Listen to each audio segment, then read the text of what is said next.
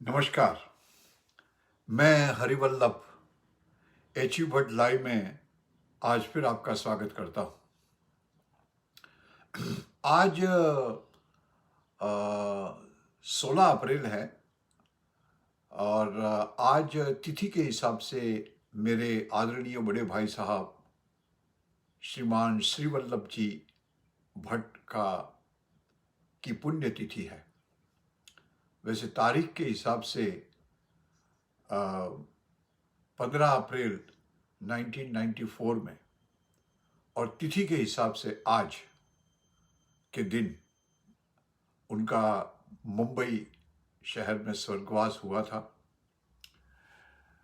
मानस पटल पर वो सारी बातें उनकी याद आ रही हैं। उनका मेरे जीवन में बहुत बड़ा योगदान रहा। Actually I lost my father at early age और उसके बाद मेरे भाई साहब ने और मेरी बड़ी भाभी ने ही हम सब छोटे भाइयों का ध्यान रखा। खास करके बड़े भाई साहब ने हमें शिक्षा प्रदान करवाई, गाइडेंस दी, साथ में रखा, हमारी सब सुख सुविधाओं का ध्यान रखा।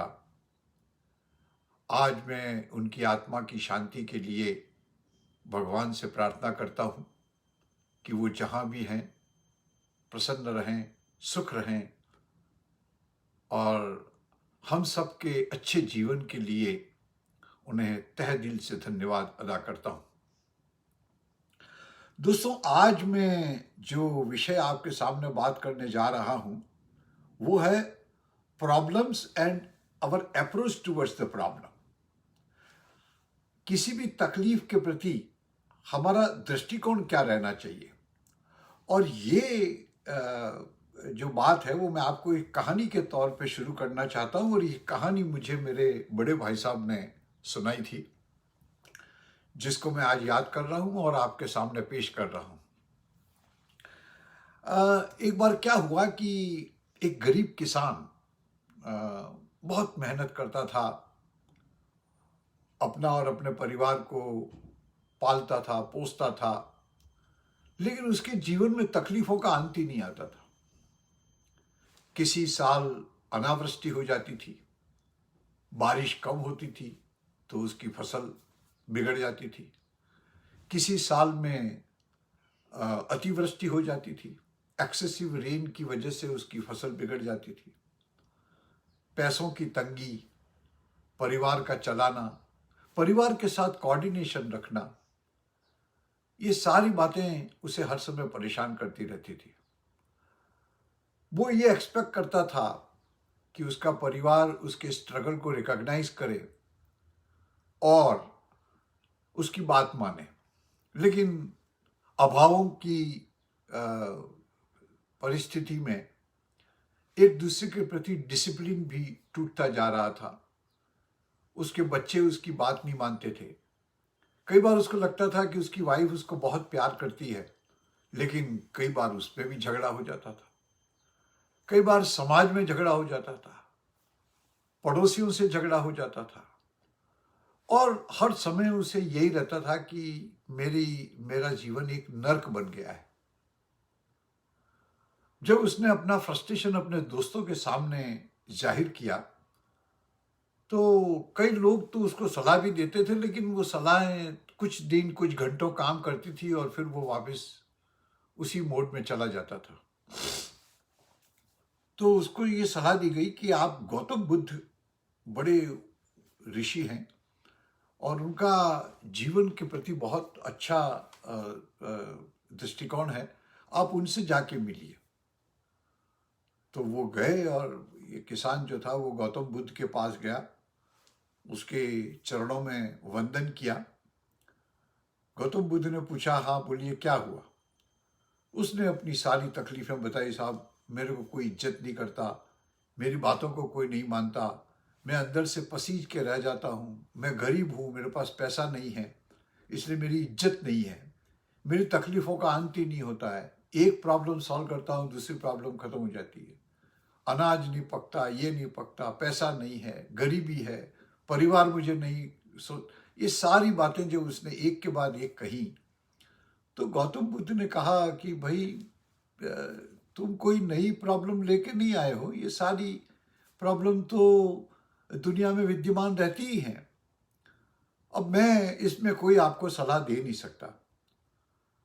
तो किसान को बड़ा गुस्सा आया कि साहब मैं तो बड़ी उम्मीद लेके आपके पास आया था कि आप मुझे कुछ अच्छी सलाह देंगे, अच्छी बात करेंगे, इससे मेरा जीवन सुधरेगा, और आप कह रहे हैं कि आपके पास इसका कोई सोल्यूशन ही नहीं है, ये कैसे हो सकता है?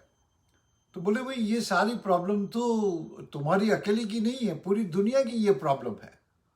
तुम इस प्रॉब्लम का समाधान मेरे से मांग रहे हो, पर मैं ऐसी प्रॉब्लम का समाधान कैसे दे सकूं जो 99% लोगों में समस्या रहती है, और मैं पहली बार नहीं, मैं तो हर बार ये सुनता आ रहा हूं, और मैं इसमें आपको कोई सलाह दे नहीं सकता, इसमें कोई एडवाइस है ही नहीं।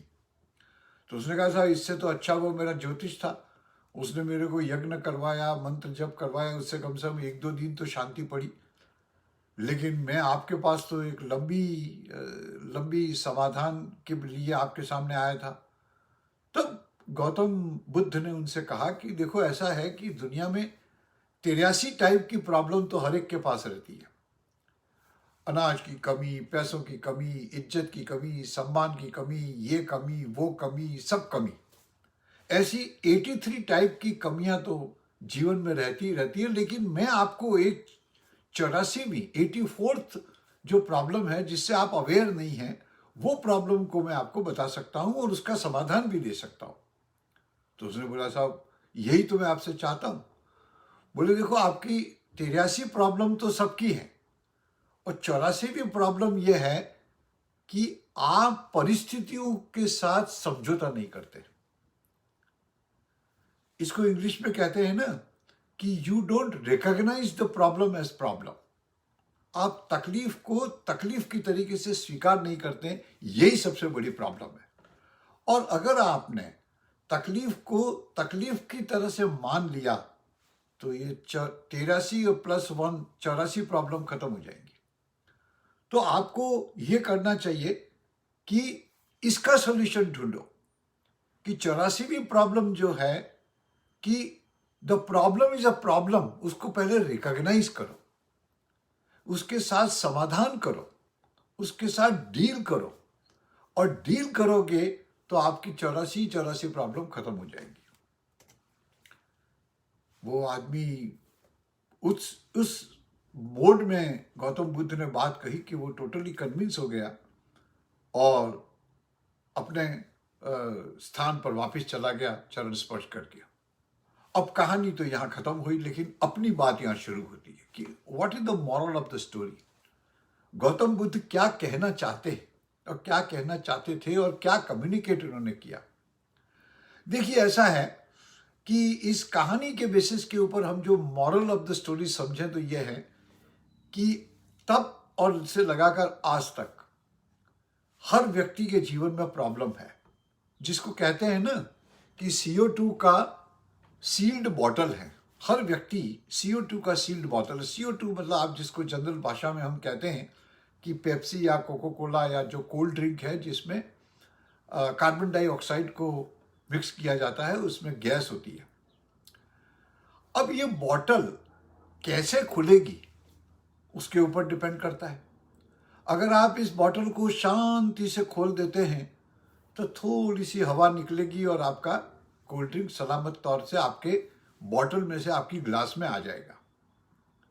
अगर आप इसको ठंडी करके और खोलते हैं और ठंडी करके खोलने के टाइम पे उसको धीरे से झुकाते हैं तो वो बॉटल और भी अच्छे तरीके से गैस के साथ आपके ग्लास में आ जाएगी। लेकिन अगर आपने कार्बन डाइऑक्साइड वाली बॉटल को शेक कर दिया, हिला दिया और फिर खोल दिया तो इसका फुहारा उठेगा और वो पूरी लिक्विड जो है वो चारों ओर बिखर जाएगा। हम भी उसी परिस्थिति में अपनी जिंदगी गुजार रहे हैं।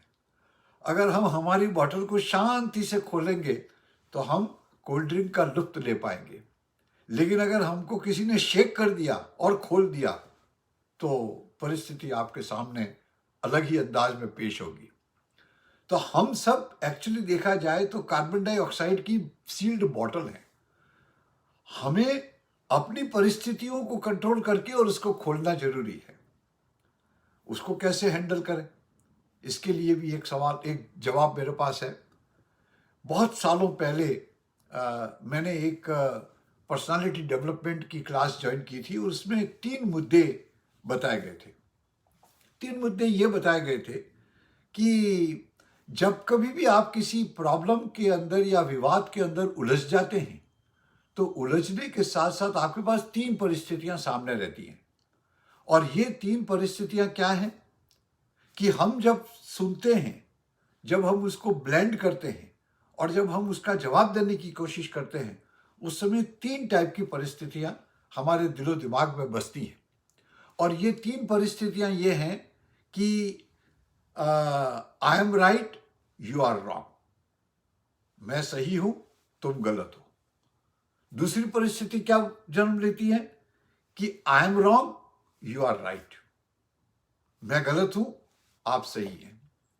और तीसरी परिस्थिति जो हमारे दिलो दिमाग में छाती है वो क्या है कि I am right, you are also right.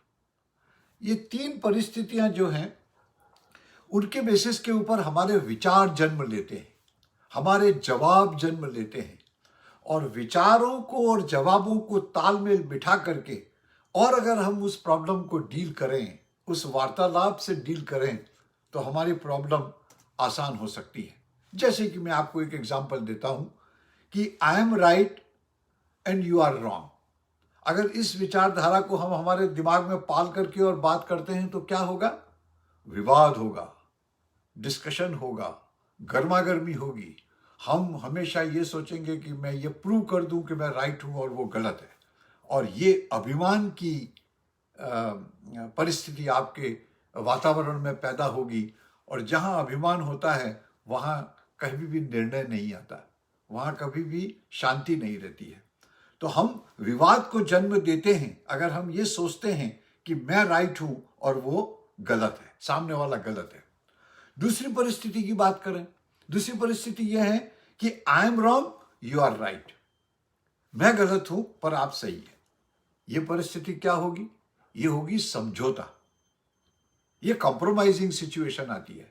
लेकिन कॉम्प्रोमाइजिंग सिचुएशन कभी भी परमानेंट नहीं रहती है, ये हमेशा टेम्पररी रहती है। और गैस की बोतल जो है वो शांत हो गई है, उसको ढक्कन में बंद करके रख दिया है, लेकिन विरोध और प्रतिद्वंद कम नहीं हुआ है, विवाद कम नहीं हुआ है। ऐसी परिस्थिति में I am wrong, you are right ने आपने परिस्थिति से समझौता कर दिया और ये समझौता किसी दिन ब्लास्ट होकर के आपके सामने वापिस आ सकता है।